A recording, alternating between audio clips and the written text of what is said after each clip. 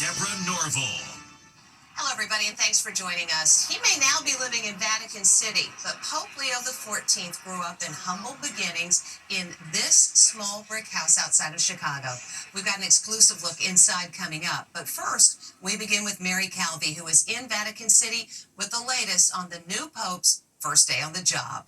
Thanks, Deborah. New York Cardinal Timothy Dolan told me today about that emotional moment inside the secret conclave when the first American Pope in history was elected.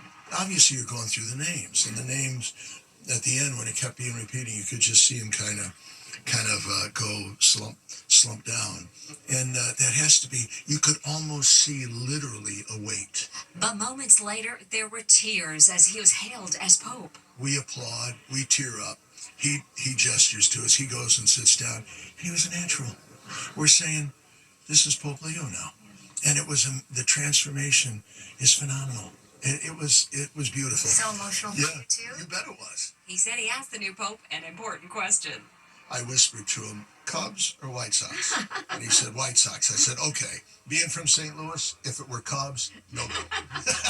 I begin with a word in English. Pope Leo spoke English at his first Mass as pontiff before the 132 cardinals who elected him. Through the ministry of Peter, you have called me to carry that cross and to be blessed with that mission. And I know I can rely on each and every one of you to walk with me. He also sang parts of the Mass. In Domine Patris et Filii. Hours after being introduced to the world, he was given a hero's welcome at the Vatican Palace. Look, he happily signed his autograph for a teenage girl. Pope Leo has a busy weekend ahead. He's preparing for his first major public address Sunday, and he's scheduled a press conference for Monday. Deb, back to you in New York. Thanks, Mary. The selection of an American as the next Pope immediately set off a rush to learn everything about his background. And in the case of Pope Leo, the story begins in this humble home outside Chicago. Only Inside Edition has a look inside. It's the humble brick house where Pope Leo was raised in the small town of Dolton outside Chicago. Welcome to the Pope's childhood home. The 3-bedroom home has just been renovated and is for sale for $199,000. I would say that mom and dad slept on the first floor. Kids were up here. A very small, simple house. Here's what it looked like when Pope Leo lived there, a far cry from the splendor of Vatican City. The Pope was born Robert Prevost, the youngest of 3 brothers. We always knew he was born to greatness. We caught up with the Pope's brother John today. This is today's Sun Times. Look at the headline, The Pope. It kind of says it all. The Pope attended the local Catholic school, St. Mary's. That's Pope Leo in 2nd grade. The school has since shut down. But there's still a Catholic school in the neighborhood, St. Benedict's. Do you guys know where the new Pope is from? Noelle Neese, a classmate of Pope Leo, spoke to the students today. He was friendly, he was nice, but he was also a very, very good student. The Pope is really a hometown hero. There's a celebratory mood in the air. CBS Mornings Plus co-host Adriana Diaz is in Chicago. It's all anyone here is talking about it, and it's not just the jokes about the White Sox versus the Cubs, although we now know definitively from his brother that he is a White Sox fan. But it's this feeling of someone from this city, which has so much pride, is really a leader of the world. It's a great honor. President Trump is celebrating the first American Pope. He's very proud to have an American Pope. But some in MAGA world are not so enthusiastic. Trump ally Steve Bannon called Leo the worst pick for MAGA Catholics and the anti-Trump Pope. They pointed to a social media post from February criticizing the Veep stance on illegal immigrants. J.D. Vance is wrong. But Vance, who converted to Catholicism 6 years ago, wished Pope Leo well today. May God bless him. Across the USA, especially at Catholic schools, there was jubilation when the first American Pope appeared at the balcony overlooking St. Peter's Square. The late-night comics also celebrated the Chicago-born Pope. From now on, the Pope's going to sound like this. Hey there, it's your buddy Leo, the deep dish papa. Now let's end by saying, da prayers. The man now known as Pope Leo for years has been known as Father Bob. In fact, that is how he always preferred to be addressed. And that's just one of 10 things you might not know about the new Pope. Fact number 10. The Pope's favorite food is pizza, and his favorite pizza restaurant is in Chicago, Aurelio's Pizza. As the leader of the Catholic faith and 1.3 billion people around the world, I just got goosebumps saying that. It's just, I can't believe it that the one person in the whole world sat right in this room at one time, enjoys Aurelio's Pizza. And this photo of the Pope in regular street clothes was taken when he had dinner at Aurelio's last August. This is the table where the Pope last ate. It's now called the Pope Leo XIV table. This impressive chair is waiting for him if and when he returns. Number 9, the Pope keeps his brain sharp playing word games. Wordle is said to be his favorite. He was even playing Wordle the day he became Pope. Number 8, the Pope has a whole bunch of titles now. Vicar of Christ, Archbishop of Rome, Sovereign of Vatican City. But his brother still plans to call him Bob. Number 7, he likes to sing. Here he is belting out Feliz Navidad in Peru, where he served as a missionary.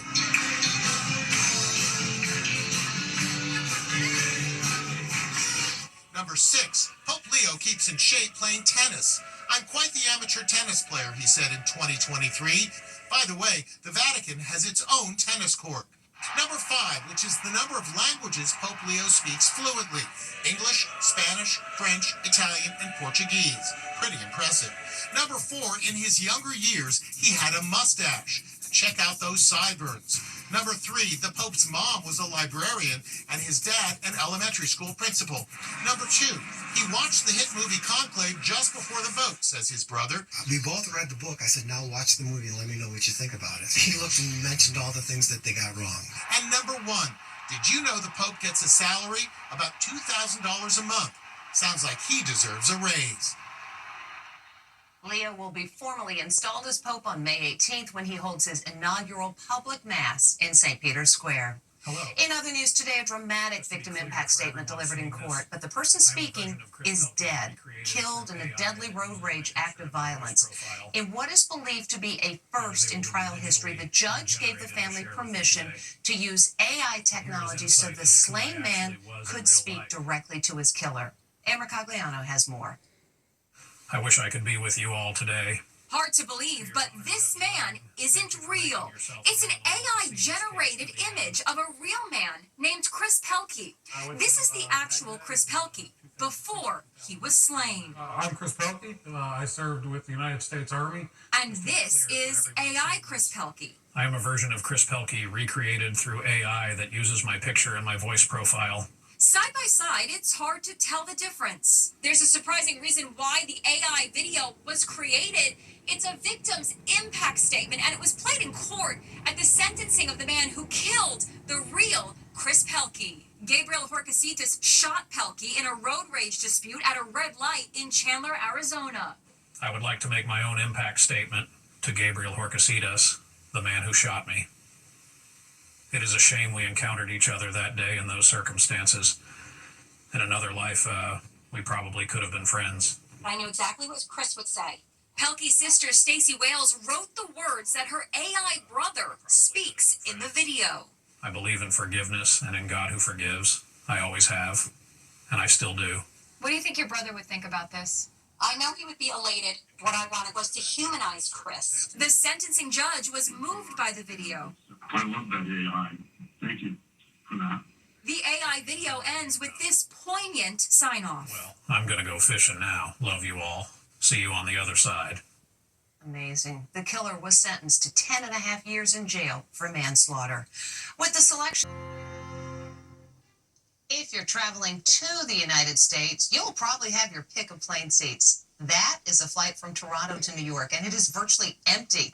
In what many say is reaction to the tariffs and the political climate, there has been a huge drop in recent weeks in travel to the United States. Jim Murray has our report.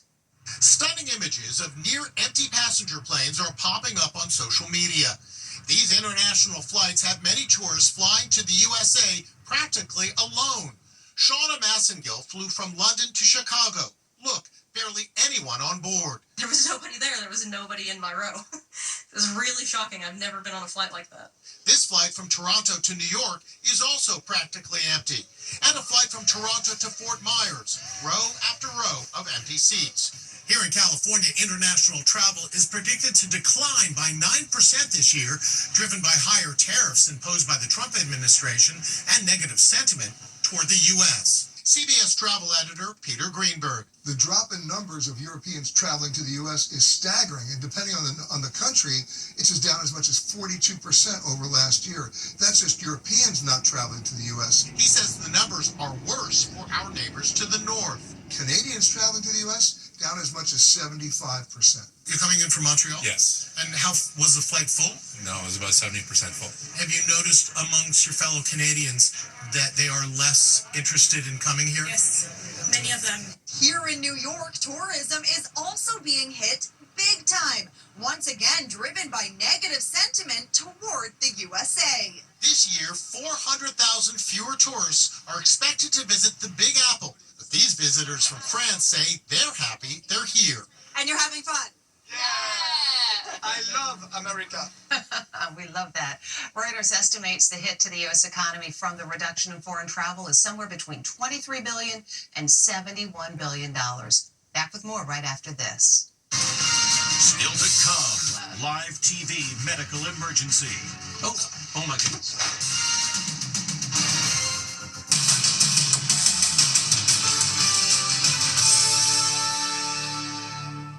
Take a look at this. It is a very scary moment on live television as a guest faints right in the middle of her sentence. Here's what happened. This guest on the Fox News channel is live on air, but she's not feeling quite right. Political commentator Cameron Kinsey struggles to find the words. Ideology, or it's not about. Then this happens. Oh my goodness. Kinsey just fainted on air, and the host, Jonathan Hunt, is flummoxed. Let me come back to Lydia while we get some help for Cameron here. Lydia, the President, we're gonna go to a break right here. We'll be right back. That was scary. Oh my goodness. We're just gonna get some help here. A Fox spokesman says she's now feeling much better and wish her a speedy recovery. Oh my goodness. We wish her a speedy recovery too. Glad to know she's feeling better. When we come back, the son who gave his mom the absolute best Mother's Day gift of all, and it didn't cost a thing. Hi, I'm Dr. Jim McDonald, New York State's health commissioner and a pediatrician. Spaces like this remind me why I do this work. When I look around, I see joy, energy, curiosity. I also see vulnerability. Protecting children means staying a step ahead of preventable diseases. That's why vaccines matter. Vaccines are the best protection, and they help keep places like this safe as well. Protection starts with a conversation. If you have questions, talk to your child's healthcare provider. For a